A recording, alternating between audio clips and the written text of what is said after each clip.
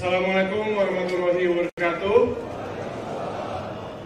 Shalom, Swastiastu, Namo Buddhaya, salam kebajikan, salam pemuda, salam olahraga.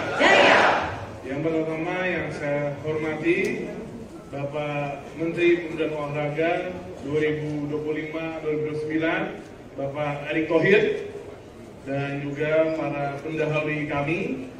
Yang paling senior ada Pak Hayono Isman, lanjut Pak Agung Laksono, dan Pak Andi Malarangeng, Pak Roy Suryo. Ijazahnya Pak Erick aman Pak Roy Suryo. Pak Zainuddin Amali, dan juga pembantu buat Pak Roy Suryo. Dan juga ini Kartini kita di DPR dan selalu mengawal agenda utama PSSI, Bu Hetifah. Dan juga seluruh para tamu undangan, Bu Lisa Thohir, dan juga istri saya, Mbak Nina, dan juga seluruh keluarga besar Kemenpora yang hadir. Singkat saja, saya di sini Pak Erick lega karena akhirnya pengganti saya adalah orang yang di dunia olahraganya tidak perlu dipertanyakan lagi. Dan kawan-kawan internal Kemenpora, saya ini adalah didikan tulen Pak Erick Thohir di dunia olahraga. Jadi jangan takut, gaya-gayanya mirip tapi mungkin lebih galak. Karena beliau orang Lampung, kalau saya orang Solo. Dan juga saya mengucapkan banyak terima kasih. Yang terpenting Pak Erick Thohir, 11 bulan saya bersama Mas Taufik Hidayat. Ini adalah wamen yang saya rasa mungkin di kabinet ini salah satu terbaik. Karena 11 bulan Pak Erick, walaupun kita ada berbeda pendapat, tapi semua kita selesaikan dengan diskusi dan kekompakan. Jadi Pak Erick harus bersyukur punya wamen yang tegak lurus dan juga sangat suportif. Dan saya apresiasi tinggi-tingginya buat Mas Taufik karena 11 bulan ini sangat membantu saya dalam menjalankan Kemenpora. Dan juga Pak Erick, mungkin saya sedikit highlight. Ini kami di Kemenpora saat ini SDM, ASN dan birokrat yang dimiliki Kemenpora hari ini Pak Erick, alhamdulillah diawali dengan perjuangan Pak ZA untuk kenaikan tukin, dan alhamdulillah di masa kemarin, di masa saya, tukin sudah naik di angka 70%. Tapi ini belum berhenti Pak Erick, karena memang dari meneruskan tongkat estafet Pak ZA menuju 100%. Betul ya Pak ZA ya? Dan saya yakin di tangan Pak Erick ini bisa.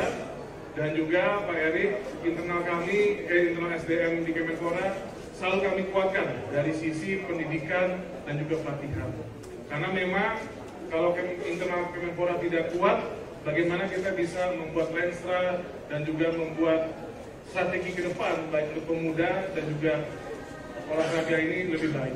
Jadi penguatan SDM saya titipkan Pak Erick, karena Kemenpora ini ibaratnya kita ini seperti psikolog atau kasir, baik pemuda atau olahraga. Karena sehari-hari yang kita temui adalah organisasi, komunitas, baik federasi olahraga, yang pasti ada aja aspirasinya. Tapi saya juga mohon maaf untuk seluruh OKP, komunitas, federasi olahraga, KONI, KOWI, NPC, dan semua elemen, kalau tidak bisa memuaskan semuanya selama saya menjadi Menpora.